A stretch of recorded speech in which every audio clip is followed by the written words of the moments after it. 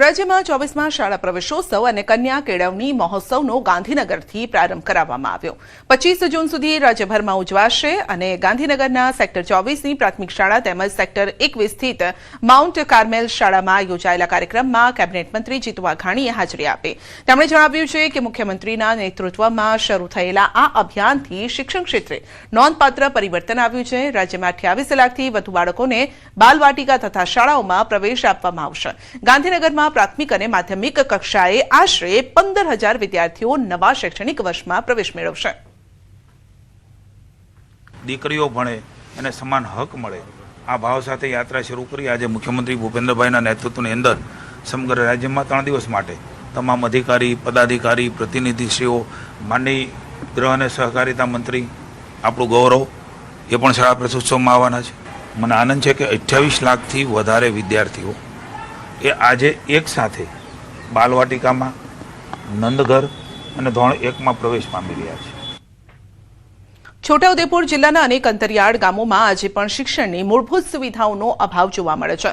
ક્વાંટ તાલુકાના આંબા ડુંગર ગામના માણુકલા ફળિયામાં બાળકોને પાકી શાળા ન મળતા ખાનગી કાચા મકાનમાં અભ્યાસ કરવાનો વારો આવ્યો છે। એક તરફ સરકાર શિક્ષણના વિકાસના દાવા કરે છે અને બીજી તરફ આદિવાસી વિસ્તારના બાળકો કાચી છત નીચે ભણવા મજબૂર બન્યા છે।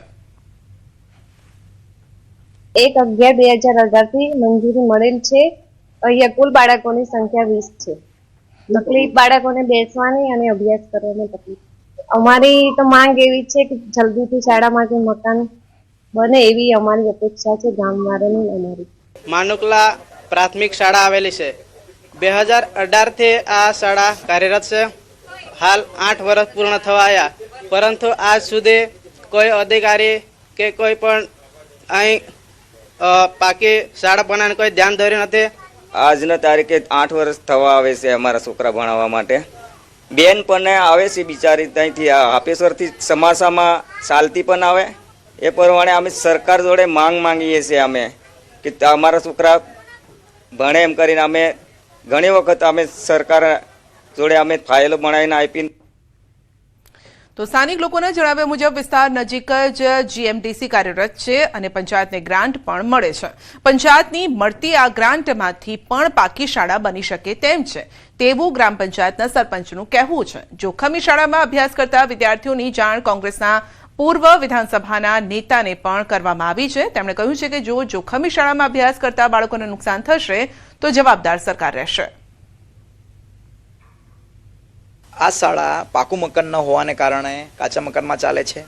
આ શાળા 2018 થી ચાલે છે, પરંતુ આજ સુધી સરકારે એના તરફ પાકું મકાન બનાવવા માટે ધ્યાન આપેલ નથી। એના માટે અમે ગ્રામ પંચાયત થ્રુ એનો ઠરાવ પણ કર્યો છે। અહીં સરકારનો જે 128 સર્વે નંબર છે એ ઠરાવ કરીને આપેલ છે, પરંતુ જિલ્લા પંચાયતમાં એની ફાઇલ ચલાવી છે, તો આ ફાઇલનું શું થયું છે એની પણ કોઈ અપડેટ નથી। કાચા મકાનની અંદર બાળકો ભણે છે, શિક્ષકો પોતાની જવાબદારી નિભાવે છે, જાય છે, પણ બાળકોને બેસવાની જે જગ્યા પાકી હોવી જોઈએ એ નથી થઈ। માત્ર હાપેશ્વરના નહીં પણ શેરડીવાસણના ઘટોલ ફળિયામાં પણ આ જ દશા છે। ગ્રામ પંચાયત દ્વારા અનેક વખત ઠરાવો કરીને શાળાના મકાન માટે રજૂઆત કરવામાં આવી ન છતાં હજુ સુધી કોઈ હકારાત્મક પરિણામ નથી મળ્યું। બીજી તરફ જિલ્લા શિક્ષણ અધિકારીનું કહેવું છે કે શાળા માટે યોગ્ય જમીન ઉપલબ્ધ થતાં તમામ સુવિધાઓ સાથેનું શાળાનું મકાન બનાવવામાં આવશે। આંબા ડુંગર ગ્રુપ શાળામાં માનુકલા ફળિયા પ્રાથમિક શાળા આવેલી છે। ત્યાં ઓલરેડી અમે તેના આચાર્યશ્રી માંડીને છેક બીઆરસી સીઆરસી ટીપીઓ સુધીને તમામને પત્ર દ્વારા આ શાળાની જમીન પ્રાપ્ત થાય અને તેને ગ્રામ પંચાયતને પણ આ જમીન પ્રાપ્ત કરવા માટેનો ઠરાવ કરી આપે તે માટે અમે જણાવેલ છે। તો શિક્ષણ વિકાસનો પાયો માનવામાં આવે છે, પરંતુ માણુકલા ફળિયાના બાળકો આજે પણ પાકી શાળાની રાહ જોઈ રહ્યા છે।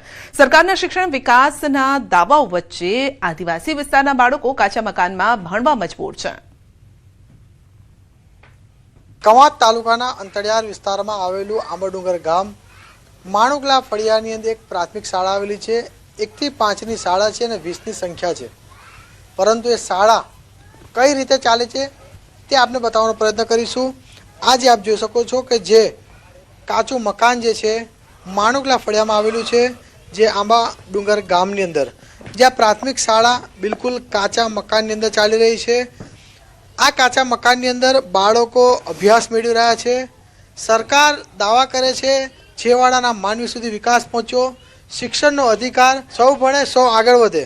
પરંતુ શું આ રીતે ભણશે ગુજરાત? આપ જોઈ શકો છો કે જે બાળકો જે રીતે બિલકુલ કાચા મકાનની અંદર નીચે બેસીની અંદર અને અહીં પાકું મકાન બનાવવામાં આવે તેવી જ આ વિસ્તારના લોકો માંગ કરે છે. સેજબ ખત્રી, ન્યૂઝ 18 ગુજરાતી, છોટાઉદેપુર.